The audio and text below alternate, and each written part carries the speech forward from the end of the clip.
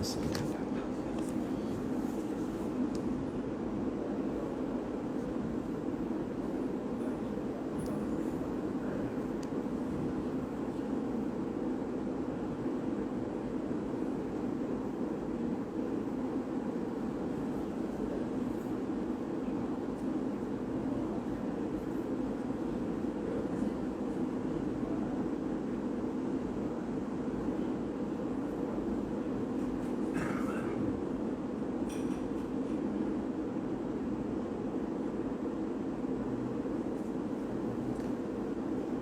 salli ala Muhammad.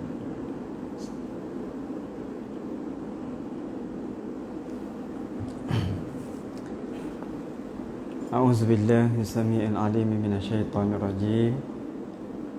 Bismillahirrahmanirrahim. Assalamualaikum warahmatullahi wabarakatuh.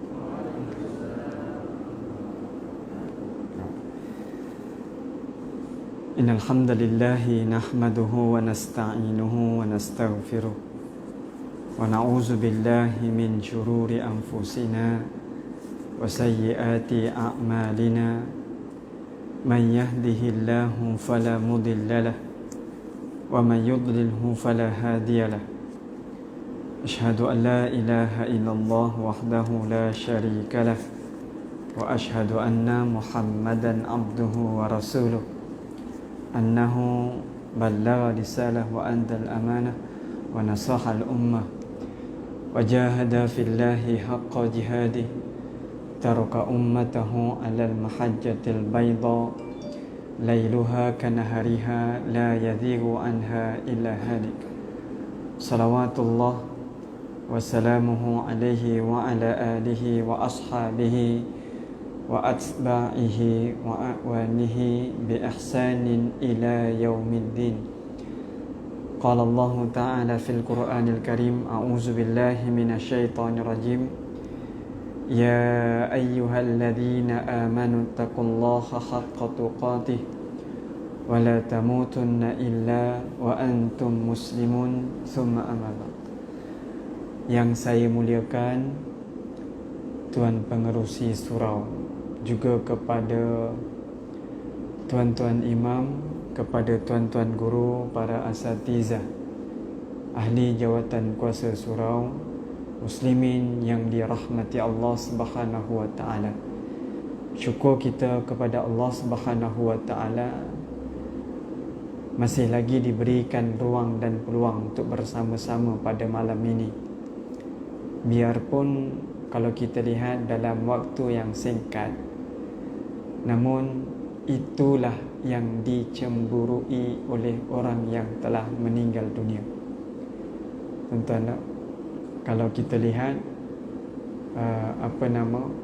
majlis yang seumpama dengan ni, yakni solat berjemaah, berzikir kepada Allah, ni juga majlis zikir. Yang mana kalau diberi peluang pilihan kepada orang yang sudah meninggal dunia, sekiranya mereka itu dapat dibangkit, dihidupkan semula biarpun dalam masa 5 minit, biarpun seminit, yang dikejar mereka adalah bahagian ni. Kalau nak kata segi nikmat, sudah pasti mereka itu ada yang lebih mendapat nikmat daripada kita, tuan-tuan. Namun untuk mendapatkan bekalan di akhirat tu dia, tuan-tuan. Maka kalau kita lihat dalam hal ini, kita masih lagi Allah Ta'ala berikan ruang dan peluang. Mudah-mudahan pertemuan kita pada malam ini ada manfaat dan ada kebaikan, yang mana dia juga menjadi sumber pemberat timbangan amalan kebaikan di negeri akhirat kelak, insya-Allah. Allahumma salli ala Muhammad. Dan tengok dalam beberapa kebelakangan ni kan, kita tengok banyak orang dah pergi meninggalkan kita dah, tuan-tuan. Tuan-tuan guru juga terlibat, pergi meninggalkan kita dah. Tu pasal kata ulama, mana mungkin seorang membina istana di tempat perhentian. Tak. Ada orang buat istana kat perhentian? Tak ada, tuan-tuan. Tak. Cuma dia akan buat cukup-cukup untuk dia dah. Khalas. Tak, kerana dia tidak kekal lama. Nama pun perhentian. Tuan-tuan, tak. Yang dikejar adalah ukhrawi, tuan-tuan. Namun bila mana diceritakan berkaitan dengan bab-bab akhirat ni, tuan-tuan, tak, kita hanya mendengar ianya sebagai suatu cerita je. Kerana kita masih lagi hidup di dalam dunia yang kita panggil nyata, kan?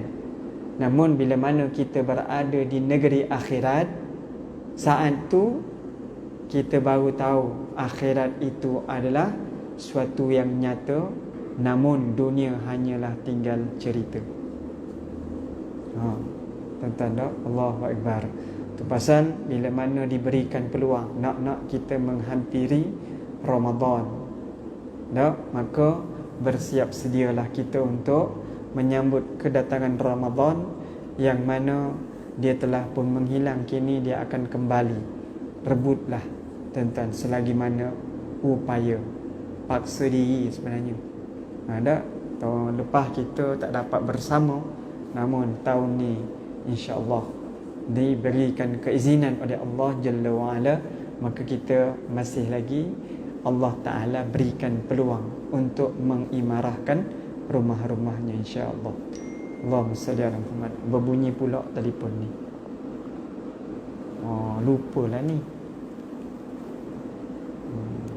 Baik. Allahumma salli ala Muhammad. Saya masuk-masuk tadi orang tak percaya ni Ustaz Faizal ke? Kan? Tak Ustaz Faizal ke ni? Tak. Kurus ni Ustaz. Nak buat macam mana?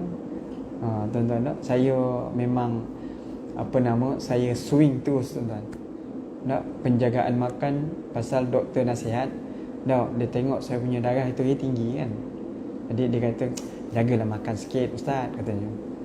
Tak, lepas tu dia kata, tu buat senaman sikit. Tak. Jadi sementara tu lah saya memang terus, tuan-tuan, buat sampai hari ni. Tak, saya jogging 10 km satu hari, tuan-tuan, non-stop. Tuan-tuan, tak tanpa berhenti 10 kilo, kadang-kadang 12 kilo saya buat, tuan-tuan. Gitulah saya. Dan saya penjagaan makan pun saya buat, sehinggalah daripada 79 lah ni saya punya berat 56 kilo. Tuan-tuan, ambil.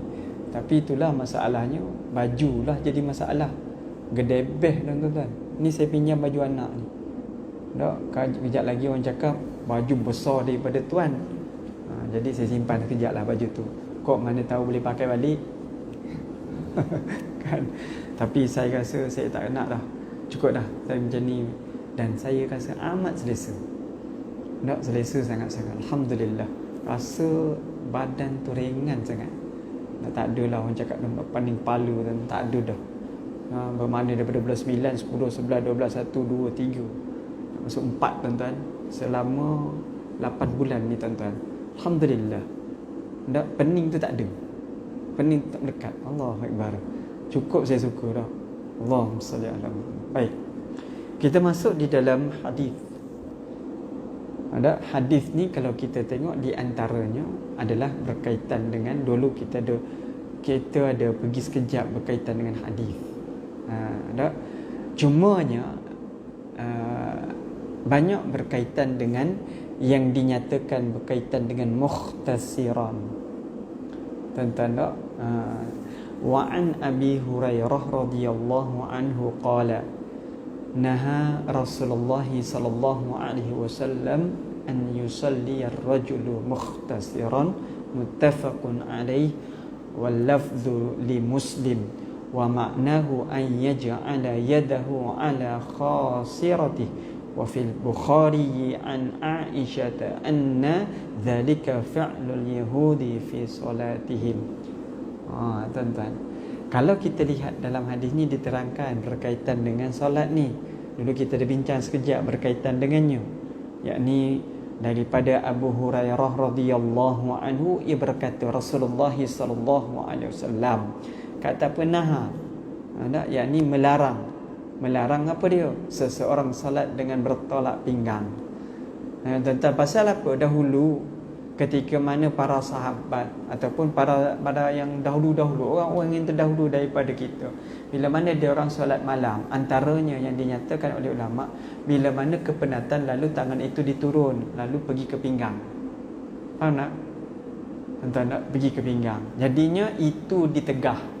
Yang itu ditegah kerana ia menyerupai kesombongan. Pasal tuan-tuan kena ingat, dalam solat kita boleh sombong. Itu pasal tuan-tuan nak, itu pasal kita di dalam solat ni jangan ada sifat sedikit pun sombong. Tak? Kita solat lama dah, bila mana kita lihat orang ni solat tak macam aku solat, tengok aku solat. Tak, tuan-tuan, tak boleh gitu. Tak boleh macam tu, tuan-tuan. Tak? Nilaian Allah Ta'ala berbeza pada hamba. Dan Allah Ta'ala Maha mengetahui. Jangan kita cuba buat sentimen dan yang tidak elok. Tak? Dalam bab solat. Maka dalam hal ini kata apa, dalam bab dorongan solat khusyuk, maknanya dia kata motivasi untuk dia kata motivasi untuk solat, motivasi khusyuk di dalam solat.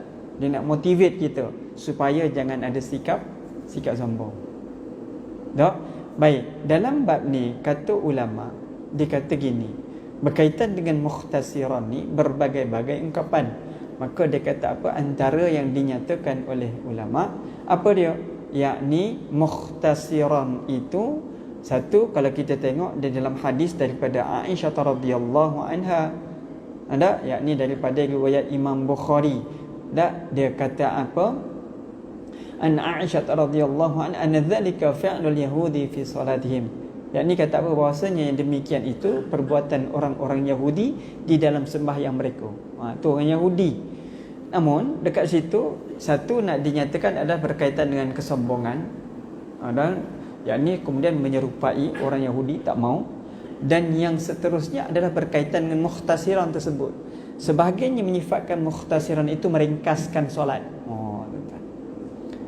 Dia ringkas, dia kalau rukuk pop naik atas tanpa ada tidak tak terus turun. Tuan-tuan, yang itu dia mempercepatkan solat. Tak boleh. Tuan-tuan, maka dalam hal ini itu akan hilangkan rasa khusyuk. Tak khusyuk lah orang solat gitu. Itu yang nak disebutkan. Satu lagi di antaranya Imam Malik, tuan-tuan, antaranya adalah berkaitan dengan bacaan ayat Al-Quran. Dia lebih menyukai. Dia kata apa, menyebutkan di antaranya yang disebutkan adalah meringkaskan. Antaranya kata apa, kita membaca ayat suci Al-Quran tergantung ayatnya. Itu dia tak suka.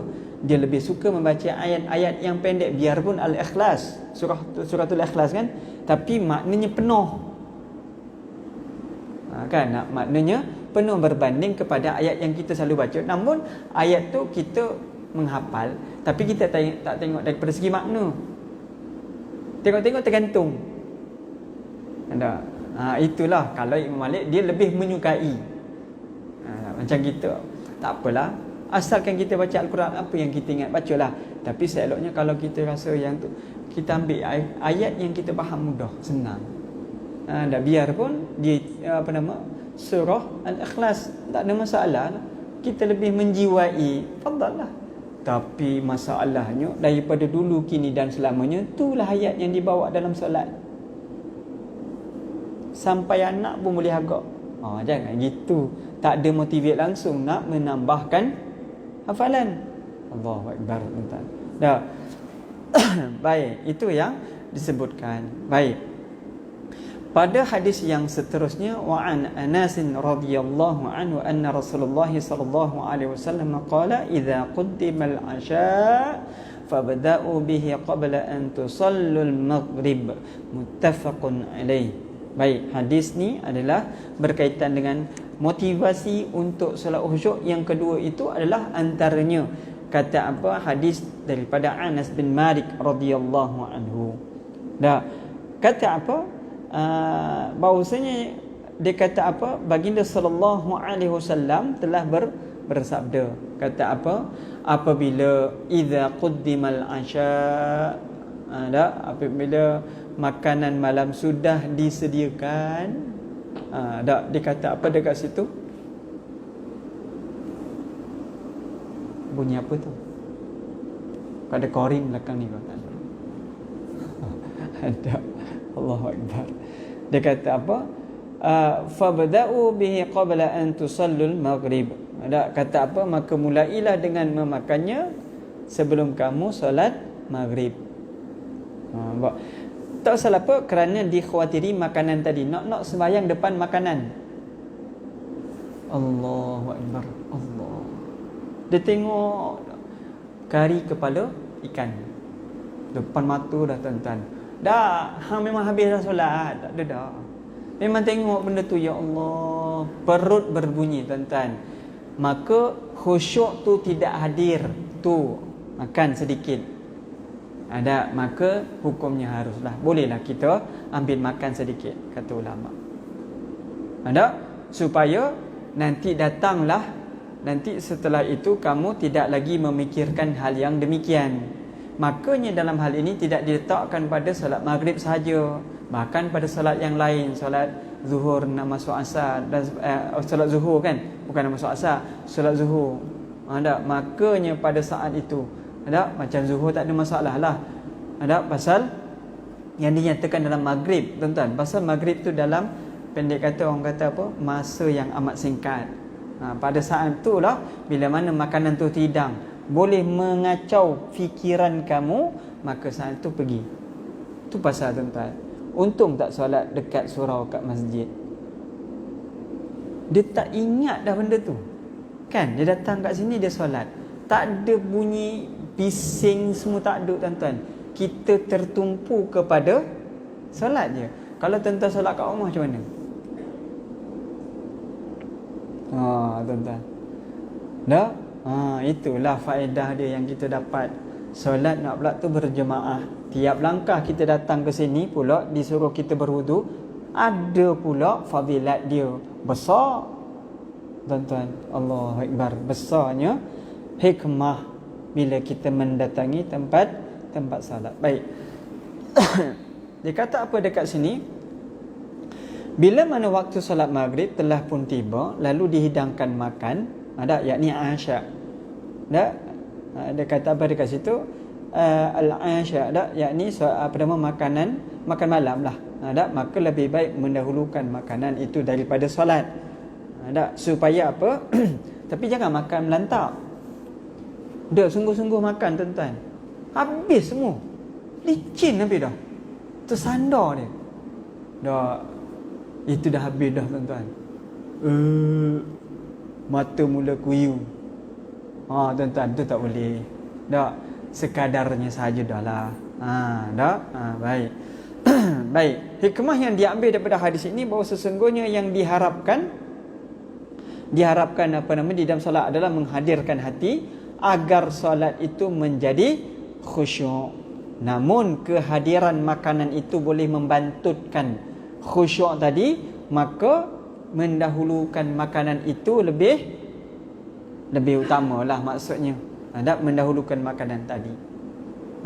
Tapi kalau sekiranya waktu dah nak habis tuan-tuan, solat itulah yang didahulukan.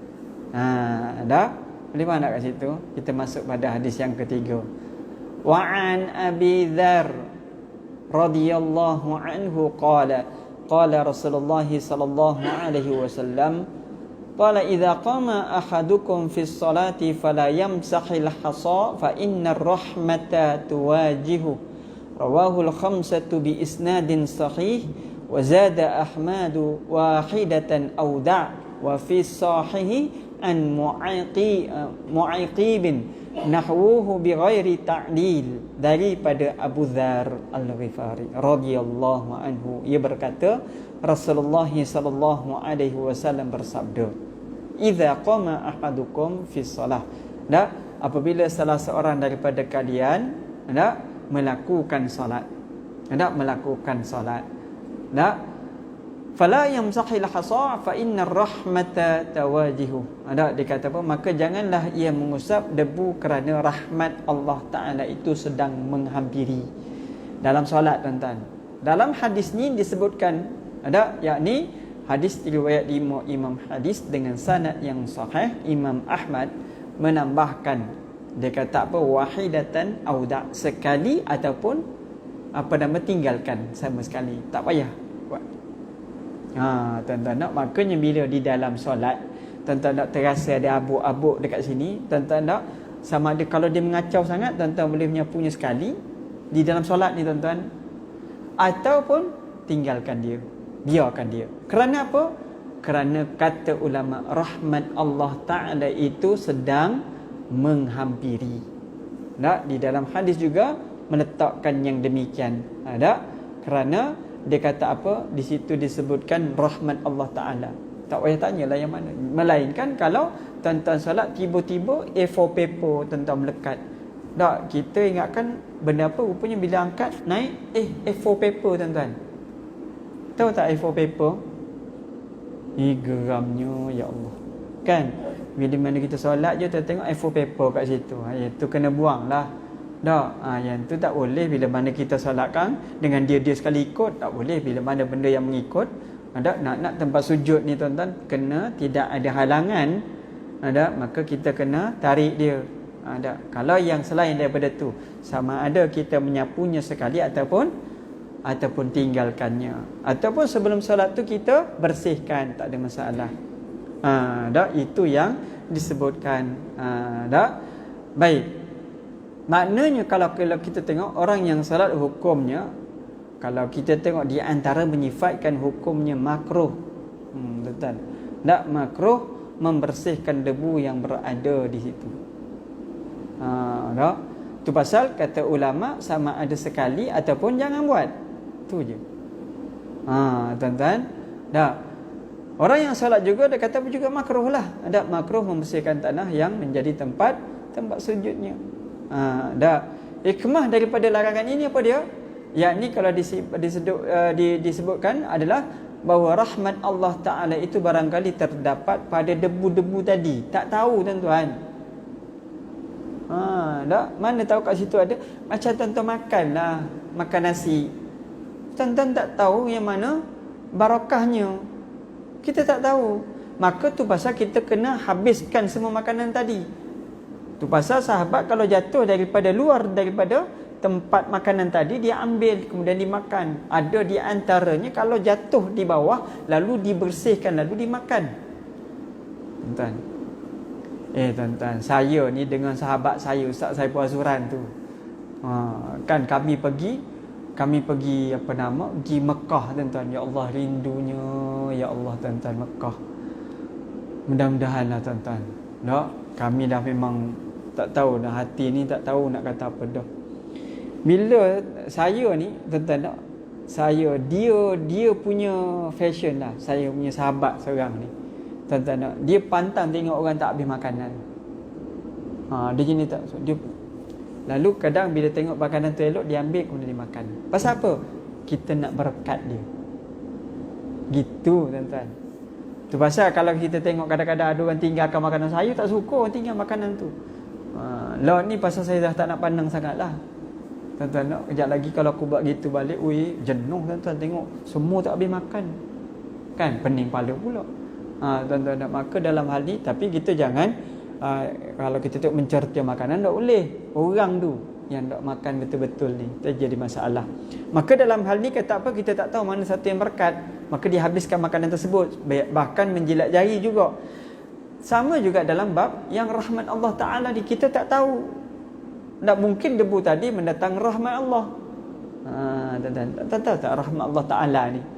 Tuan-tuan bayangkan ketika mana kita berada di atas dunia ni tuan-tuan, rahmat Allah Ta'ala tuan-tuan, bila mana kita sakit, kan kita sakit, dan bila mana kita sakit ni, maka Allah Ta'ala datangkan ubatnya, penawarnya tuan-tuan. Rahmat Allah Ta'ala. Maka yang sakit ni tempat tu je. Kadang kulis kat sini, sakitnya di situ, sakitnya itu di sini. Tu kita buat, kita bersihkan, lalu hilanglah penyakit tadi dan sembuh. Rahmat Allah Ta'ala tuan-tuan. Tuan-tuan bayangkan ketika mana berada di negeri akhirat, sakitnya itu tidak ada penawarnya. Direntap rahmat Allah Ta'ala, seolah-olah demikian. pada orang yang berbuat maksiat kepada Allah Taala. Tuan-tuan bayangkan ketika mana mereka berada di dalam di dalam api neraka Allah, sehingga mereka itu menjerit kepada Malik, yakni penjaga tuan-tuan neraka Allah. Ya Malik, wahai Malik, kata mereka, beritahu kepada Tuhanmu ya Malik, matikan kami ya Malik, matikan kami. Dorang tuan-tuan tak, bukan nak minta apa, matikan terus senang, supaya tidak lagi terasa azab dia. Tak, sana azab dia lain, dan tidak ada penawar. Itulah tuan-tuan. Yang itu kata, Ustaz, kita kalau masuk neraka pun kita akan masuk surga juga. Tuan-tuan, jangan cakap macam tu. Kita tak nak masuk neraka tuan-tuan. Takut tuan-tuan. Ya Allah, ya tuan-tuan, ada orang boleh kata gitu. Jangan tuan-tuan. Allahu Akbar. Tuan-tuan nak sibut ni tuan-tuan, nak bahkan kalau kita tengok seksa kubur itu juga sudah mengerikan. Seksa kubur dah ngeri dah. Tak tertahan dah, apa lagi dengan neraka Allah. Allahu Akbar, wal iyadzu billahi minan nar. Baik. Kemudian kata apa? Jumhur ulama menyatakan makruh ada perbuatan, yakni menyapu. Ada menyapu debu di di tempat solat tadilah, di tempat sujud tadi dan sebagainya. Maknanya kalau kat situ kata apa, sekiranya mengganggu, maka sapukanlah sekali ataupun tinggalkannya sekejap. Dah lah, bukannya lama mana solatnya. Dah, baik, tengok pada hadis yang seterus. Wa an Aisyah radhiyallahu anha qalat sa'altu Rasulullah sallallahu alaihi wasallam 'anil iltifati fi salati faqala huwa ikhtilasun yakhtalisuhu syaitanu min salatil abdi. Rawahul Bukhari wal Tirmidzi wa sahahu iyyaki wal iltifata fi salati fa innahu halaka fa in kana la budda fa fit tatawwu. Ni tuan-tuan. Daripada Aisyah radhiyallahu anha, ni ikhtilas ataupun kalau kita tahu yakhtalisu. Ni dia tuan-tuan. Dia kata apa dekat sini? Baik. Allahumma salli ala Muhammad. Daripada Aisyah radhiyallahu anha, ia berkata, saya telah bertanya kepada baginda sallallahu alaihi wasallam tentang menoleh di dalam solat. Tuan-tuan, menoleh di dalam solat ni tuan-tuan hukumnya makruh. Kan? Makruh hukum dia pasal dia kalau batalnya bila mana ni dada kita ini berpaling, kan? Maka yang ini makruh menoleh ni tuan-tuan. Pasal apa? Tuan-tuan tengok pada hadis di cerita apa? Dia kata apa? Yang demikian itu satu kelalaian yang dimanfaatkan oleh syaitan daripada solat seseorang. Syaitan tunggu je dia. Kalau kita tengok disebutkan itu adalah yakhtalisu. Dah, artinya syaitan menunggu kelalaian seseorang itu yang sedang solat. Dia tunggu je. Dia paling je tuan-tuan. Time ni. Time itulah dia akan sambar. Tuan-tuan. Dah. Kadang kita kan tu pasal kadang kita solat kan. Sik baik mata je kita gerak. Ya, mata kan itu pun lah mata dia tuan-tuan. Tak? Mata ni tu pasal dalam solat tu hati tu akan mengikut mana mata kita mengarah. Mana tu pasal disebutkan motivasi untuk solat khusyuk. Antaranya adalah menjaga mata. Menjaga mata kerana hati akan mengikut mana mata tertumpu. Baik, dalam bab ni kalau kita tengok antaranya adalah Sayyidatina Aisyah radhiyallahu anha dia bertanya kepada baginda sallallahu alaihi wasallam, yakni tentang menoleh di dalam solat. Baginda sallallahu alaihi wasallam pun kata apa? Yang demikian itu satu kelalaian yang dimanfaatkan oleh syaitan di dalam solat seseorang. Maka kata apa? At-Tirmizi juga meriwayatkan serta menilainya sahih. Jangan kamu menoleh di dalam solat kerana yang demikian itu akan merosakkan solat kalian. Ada, tetapi jika terpaksa maka hal itu dilakukan di dalam solat tatawwu', solat sunat. Solat sunat apa? Bukan tak apalah. Tak, maka dia lebih ringan sikit daripada solat fardu. Gitulah tuan-tuan. Maka dalam hal ini kalau nak noleh juga, toleh itu dalam solat sunat lah. Tak, begitulah nak disebutkan. Maknanya kalau kita tengok, dilarang menoleh di dalam solat kecuali diperlukan. Boleh faham tak? Diperlukan. Tak? Jika ada keperluan, tak? Misalnya takut daripada musuh. Tak? Kita tengok, kita tengah solat di dalam hutan. Contohnya tuan-tuan, 3 manuk tu, apa benda ni? Kan masa tu dah memang kita dah tak boleh nak tu tuan-tuan, tak? Maka dibolehkan. Pasal mungkin dekat situ ada musuh dan sebagainya. Kita tak tahu. Ataupun bahaya yang datang. Baik. Makruh menoleh dengan kepala dan leher saja.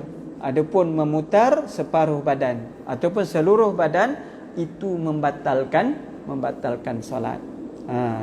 Jadinya jumhur ulama berpendapat bahawa menoleh itu tidak membatalkan solat, tetapi hukumnya makruh dan dia merosakkan solat, bahkan dia akan menghilangkan khusyuk di dalam solat. Tuan-tuan tak? Allahu Akbar. Tuan-tuan rasa tak kadang-kadang bila solat je dia rasa macam nak noleh je tuan-tuan tak? Nak je noleh kan. Tapi kita tahan. Betul tak? Pasal kalau kita tahan tu makna insya-Allah lah dalam tu. Makanya solat kita tu masih lagi terjagalah. Gitulah. Baik. Sebab apa? Sebab dilarangnya menoleh di dalam solat kerana dia akan mengurangi kekhusyukan di dalam solat dan berpaling daripada kiblat yang telah ditentukan. Dah? Baik. Baik, kemudian kita tengok kepada hadis yang seterusnya.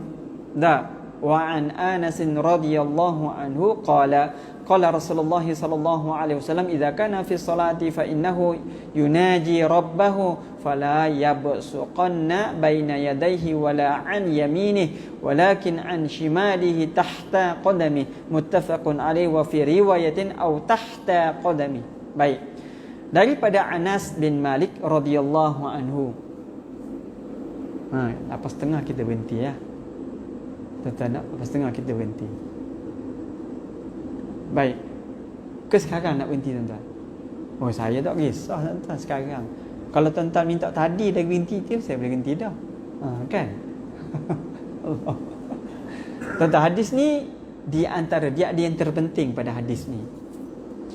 Dia meletakkan berkaitan dengan keharmonian. Banyak tuan-tuan dalam sifat ni juga kalau kita tengok di antaranya perilaku orang. Hadis ni diterangkan apabila seseorang daripada kalian sedang solat di dalam solatnya, sesungguhnya ia sedang bermunajat kepada Tuhannya, maka janganlah ia berludah di hadapannya ataupun ke kanannya. Dan tetapi ke kirinya di bawah telapak kakinya. Tuan-tuan, dekat sini tuan-tuan, ada satu yang riwayat menceritakan bahawa sahabat bila dengar je dalam bab ni tuan-tuan tak, maka mereka itu tidak langsung lagi meludah di hadapan, bahkan di kanan mereka. Tuan-tuan, jadi mereka itu meludah hanya di belah kiri mereka. Sampai kita retu tuan-tuan, biarpun di luar solat. Tuan-tuan, lo ni orang kita kadang aku tak sanggup tengok tuan-tuan. Tuan-tuan, elok ambil tu letak kat dahi dia balik. Geram tuan-tuan, kadang-kadang saja dia letak dekat dinding. Itu belum yang jenis trap tu kan, trap.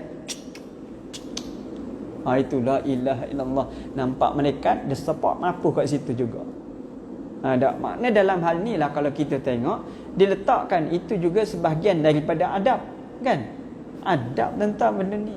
Kerana apa? Kalau kita tengok di antara itu pasal kita itu disarankan alamat 828 lah tuan-tuan. Jadi bab ni kita sambung pada pertemuan yang akan datang lah insya-Allah. Allah Ta'ala alam. Tuan-tuan nak hadis yang keberapa tu? Ustaz apa nama? Ustaz Syukri tu kat belakang tu kan. Ana perasan Ustaz. Biarpun rupamu tidak ku kenal, namun lubang hidungmu tetap menjadi pujaan hatiku. Kan? Cerita Piramli pula tu. Tak, kita apa nama? Kita berhenti pada hadis yang ke-257. Nak 257A tu dekat situ.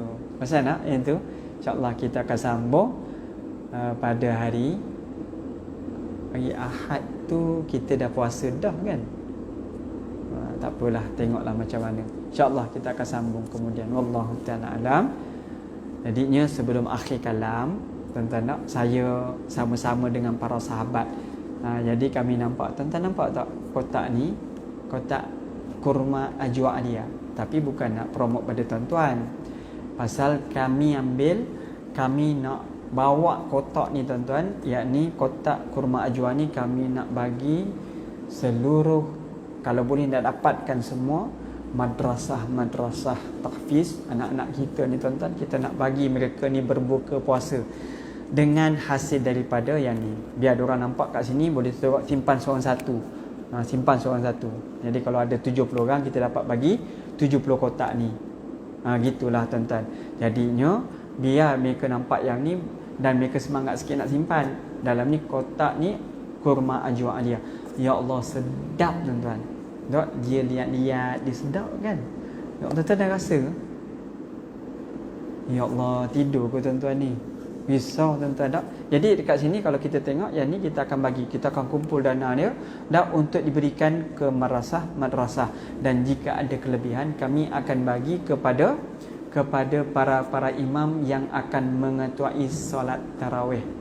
Tuan-tuan bayangkan, setiap pada mereka itu mendapat apa nama, mereka itu mendapat kurma yang tuan-tuan makan, ada mereka bawa di dalam puasa mereka dalam berbuka. Makanya kat situ ada ganjaran kepada orang yang memberi makan kepada orang yang berbuka puasa, yakni pahala mereka tanpa mengurangkan sedikit pun pahala mereka. Jadi ini kalau tuan-tuan nak, tuan-tuan boleh jumpa dengan saya insya-Allah. Ada baik, harga boleh tanyalah dengan saya nanti selepas solat. Saya tak suka nak kemukakan di dalam ni lah. Tak terasa lain dia. Tak sungguh pun dia, kalau kita tengok memang promote untuk pada mereka. Tak, nanti takut ada orang disalah anggap pula. Tak? Jadi sampai kat situ saja. Wallahu ta'ala alam. Yang baik, yang benar itu datang daripada Allah dan Rasul. Yang lemah itu datang daripada diri saya. Mohon maaf atas kekurangan. Terima kasih kerana perhatian. InsyaAllah berjumpa kita dalam lain-lain undangan. Wallahu ta'ala alam. Aku luka lihada wa astaghfirullah ladzi li wa lakum. Assalamualaikum warahmatullahi wabarakatuh. Kita tutup dengan kafaratul majlis. Subhanakallahumma wa bihamdika asyhadu an la ilaha illa anta wa nastaghfiruka wa natubu ilaik. Assalamualaikum warahmatullahi wabarakatuh.